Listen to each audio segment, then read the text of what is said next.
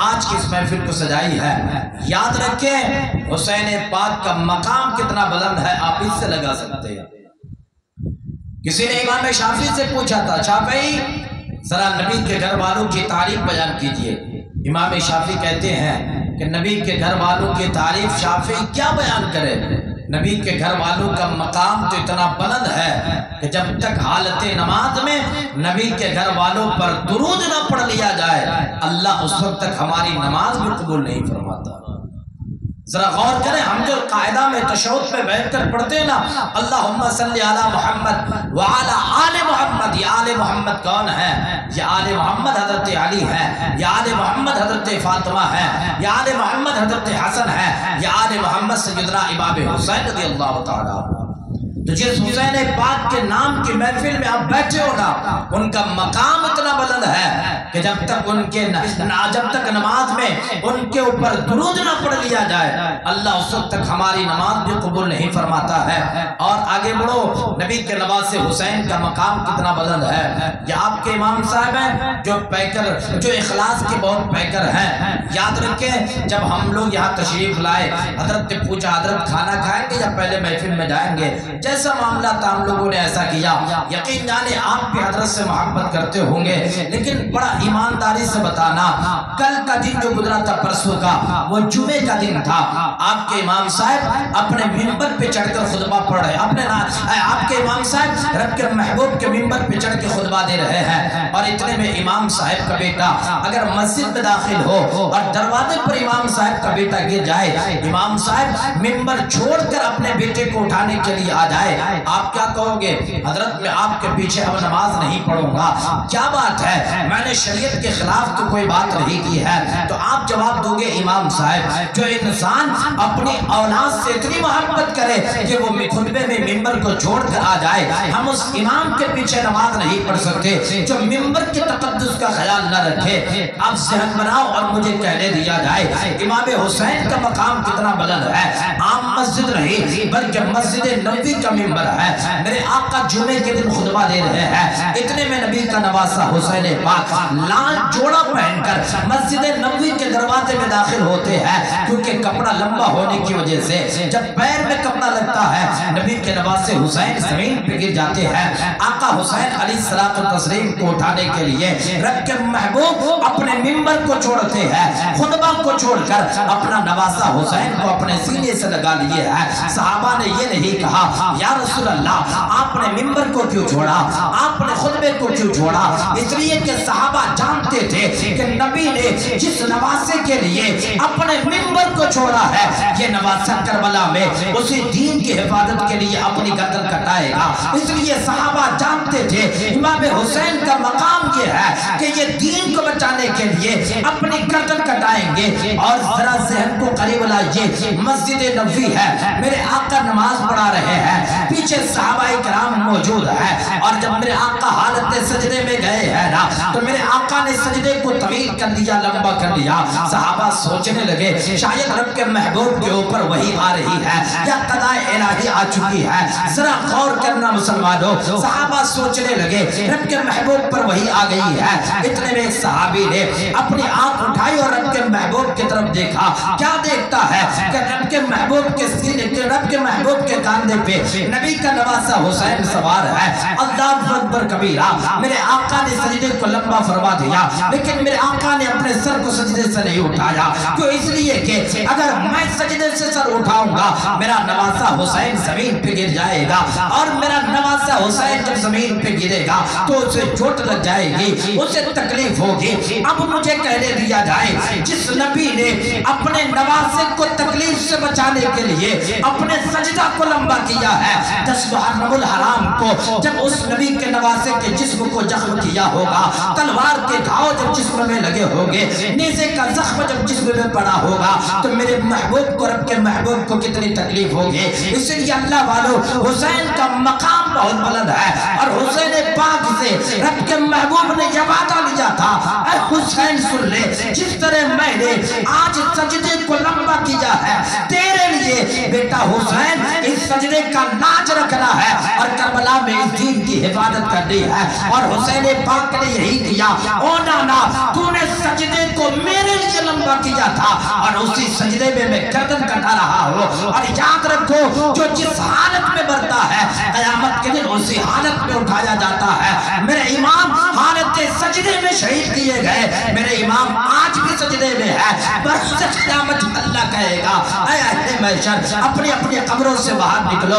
इमाम हुसैन उस वक्त अपना सर सजदे से उठाएंगे और कहेंगे, परवरदिगार एक सजदा मैंने करबला में किया था, दूसरा सजदा मैं क़यामत में अदा करना चाहता हूँ। अल्लाह फरमाएगा, ऐ हुसैन इब्ने अली जा, एक सजदा करबला में और एक क़यामत में कर, और दो सजदा मुकम्मल करने के बाद तू जिसको चाहेगा अपने निगाहे करम उस पर फरमाता रहेगा। मैं परवरदिगार आलम तेरे मानने वालों की बख्शिश करता रहूंगा। याद रखे, हुसैन पाक का मकाम बहुत बुलंद वाला है। कितना मकाम है, अगर इस पर गुफ्तगू हो काफी वक्त की जरूरत पड़ेगी। मुझे करबला बयान करने का हुक्म मिला है। सुनो, मैं अब आपका मिजाज समझ चुका हो, मैं अब अपने गुफ्तगू का आगाज कर रहा हूँ। सबसे पहले मुसलमानों का खलीफा हजरत अबू बकर सिद्दीक है, दूसरा मुसलमानों का खलीफा हजरत उमर फारूक है, तीसरा मुसलमानों का खलीफा हजरत उस्मान गनी है, चौथा मुसलमानों का खलीफा हजरत मौला अली है, पांचवा मुसलमानों का खलीफा हजरत इमाम हसन है। उसके बाद हजरत अमीर माविया तख्त पर बैठे। ये खलीफा नहीं बल्कि यहाँ से बादशाह शुरू हो जाती है। हजरत अमीर माविया तख्त पर बैठे और कई साल के बाद जब हजरत अमीर माविया का इंतकाल हुआ ना, तो हजरत अमीर माविया का बेटा यजीद तख्त पर बैठा। और यजीद तख्त पर बैठने के बाद सबसे पहला काम ये किया कि जो मदीने का गवर्नर था, जिसका नाम तारीख इस्लाम में वलीद बिन अतबा है, यजीद ने वलीद बिन अतबा को खत लिखा, क्या है मदीने के गवर्नर वलीद बिन अतबा, नबी के नवासे हुसैन की बैत मेरे हक में कबूल कर लो। शाम का वक्त है, वलीद बिन अतबा का कासिद हुसैन पाक के पास पहुंचा है। नबी के नवासे आपको मदीने के गवर्नर वलीद बिन अतबा ने तलब किया है। इमाम हुसैन अपने साथ चंद जानिसारों को लेते हैं, उन्हें बाहर खड़ा कर देते हैं और आप मदीने की दारुल हुकूमत के अंदर दाखिल होते हो। जब आप दाखिल हुए ना, तो मदीने के गवर्नर वलीद बिन अतबा ने कहा, इमाम हजरत अमीर माविया इंतकाल कर गए हैं। इमाम हुसैन ने पढ़ा, इन्ना लिल्लाहि व इन्ना इलैहि राजिऊन। इमाम हुसैन ने कहा, और क्या बात है? वलीद बिन अतबा मदीने के गवर्नर ने कहा, इमाम यजीद चाहता है कि आप उसके हाथ पर बैत कर ले। तारीख जुमला है। इमाम हुसैन ने कहा, मुझ जैसा आदमी अपना हाथ उस जैसा यजीद के हाथ पर कैसे दे सकता है? मैं एक इंसान हूँ, मेरा जिस्म पाक है, मेरा घराना पाक है, मेरा हाथ पाक है। पाक आदमी का हाथ नापाक आदमी के हाथ में कैसे जा सकता? सुनो, मैं यजीद फासिक और फाजिर के हाथ पर अपना हाथ नहीं दूंगा। इमाम हुसैन इतना कहकर जब पलटने लगे ना, तो मदीने की दारुल हुकूमत में एक शख्स है जिसका नाम मरवान बिन हकम है। मरवान बिन हकम ने मदीने के गवर्नर वलीद बिन अतबा से कहा, ऐ मदीने के गवर्नर वलीद बिन अतबा, अगर नबी का नवासा हुसैन अगर यजीद के हाथ पर बैत नहीं करता, तुम उसे कैद कर लो। वलीद बिन अतबा मदीने के गवर्नर ने कहा था, ऐ मरवान, जिस नबी का हमने कलमा पढ़ा है, हम उस नबी के नवासे को कैद नहीं कर सकते हैं। मरवान बिन हकम ने कहा, ऐ वलीद बिन अतबा सुन ले, अगर तू नबी के नवासे हुसैन को कैद कर लेगा, पूरे मदीने की दौलत यजीद तेरे कदमों पे ला कर रख देगा। तू वलीद बिन अतबा ने तारीख जुमला कहा था, कहा मरवान सुन ले, मदीने की दौलत क्या, अगर यजीद पूरी दुनिया की दौलत मेरे कदमों पे ला कर रखेगा, पूरी दुनिया की दौलत को मैं लाख तो मार सकता हूँ, लेकिन नबी के नवासे हुसैन को मैं कभी कैद नहीं कर सकता हूँ। इमाम हुसैन ने जब इतना सुना ना, अब वहां से बाहर निकले। अब जरा ज़हन बनाओ, इमाम हुसैन जब अपने घर लौटे हैं, बहन ज़ैनब इंतजार कर रही थी। हजरत ज़ैनब ने पूछा, भाई हुसैन क्या बात है, मदीने के गवर्नर ने क्यों तलब किया है? इमाम हुसैन ने कहा, ज़ैनब तुझे नाना की एक बात याद है? नाना मोहम्मद रसूलुल्लाह ने एक दिन कहा था, हुसैन तुझे मदीना छोड़ना पड़ेगा दीन की हिफाजत के लिए। बहन ज़ैनब, अब लग रहा है कि मदीना छोड़ने का वक्त आ गया है। इमाम हुसैन की बहन हजरत ज़ैनब कहती, भाई हुसैन मुझे भी अपने साथ ले लेना। हजरत इमाम हुसैन ने एक जवाब दिया है, हर बेटी, हर माँ, हर बाप, हर भाई इस पैगाम को सुन ले। जब हजरत ज़ैनब ने कहा ना, भाई हुसैन मुझे भी साथ ले लो, हजरत इमाम हुसैन ने कहा, ऐ ज़ैनब सुन ले, کی شادی ہو چکی ہے اور شادی کے بعد ایک بیٹی کا حصہ اس کے شوہر کے پاس چلے جاتا ہے، ایک بہن کا حصہ اس کے شوہر کے پاس چلی جاتا ہے۔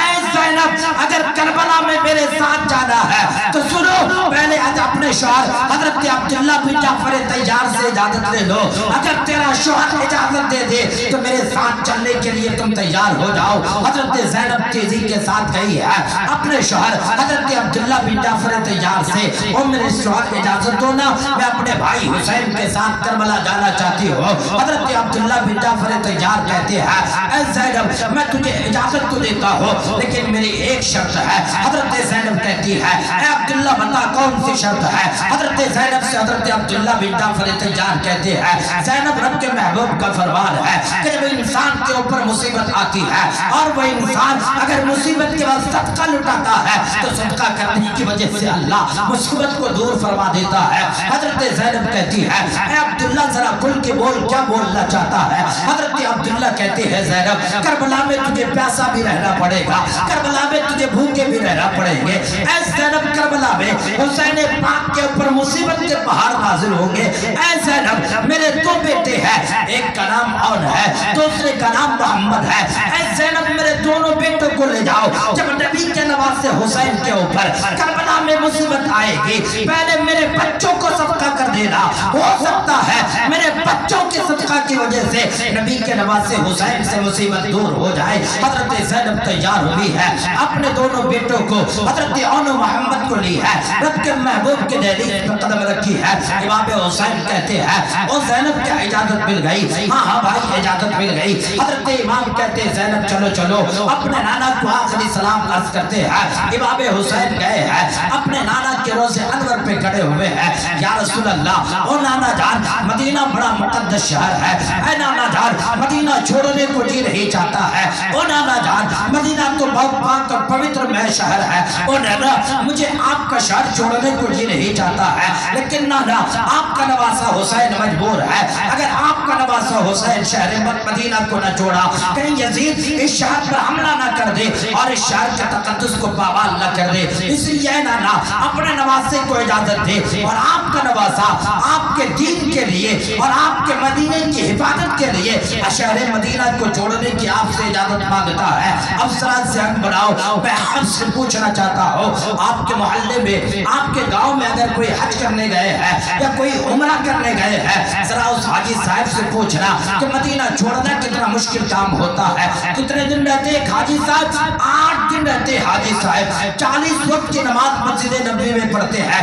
ذرا ذہن بناؤ 2016 میں میں بھی حج کرنے کے لیے گیا تھا اور 8 دن مدینے میں رہنے کے بعد جب عشاء کی نماز سے فارغ ہو کر ہم اپنے ہوٹل میں آئے تو ہم نے ہوٹل کی دیوار میں دیکھی ایک لسٹ لگی ہے فلاں فلائٹ اور فلاں فلائٹ اور فلاں تاریخ سے آنے والے حجاج کرام، کل آپ کو مدینہ چھوڑنا پڑے گا۔ قسم خدا کی مسلمانوں میں اپنے ہوٹل میں نہ رکا بلکہ میں نے اپنے پیر کو پیچھے کیا، پھر مسجد نبوی میں آیا، پھر رب کے محبوب کے روزے کے سامنے کھڑے ہو کر میں نے عرض کی یا رسول اللہ ابھی 8 دن ہوئے ہیں ہم نے 40 وقت کی نماز یہاں پڑھی ہے، یا رسول اللہ مدینہ چھوڑنے کو جی نہیں چاہتا، ہم زاروں قطار رو رو کر اپنے آقا سے فریاد کرتے رہے یا رسول اللہ مدینہ چھوڑنے کو جی نہیں چاہتا۔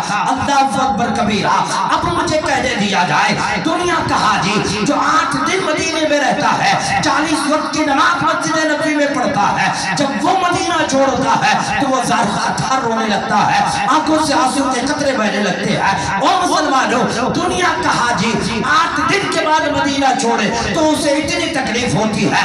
وہ امام حسین جو پیدا ہوئے ہیں مدینے میں، وہ امام حسین جن کا بچپنا گزرا مدینے میں، وہ امام حسین جن کی جوانی گزری مدینے میں، وہ امام حسین جن کی شادی ہوئی ہے مدینے میں، اور حق تو یہ ہے وہ امام حسین جن کے گھر کا دروازہ کھلتا ہو مسجد نبوی میں، وہ امام جب مدینہ چھوڑے ہوں گے تو میرے امام کی حالت کیا رہی ہوگی؟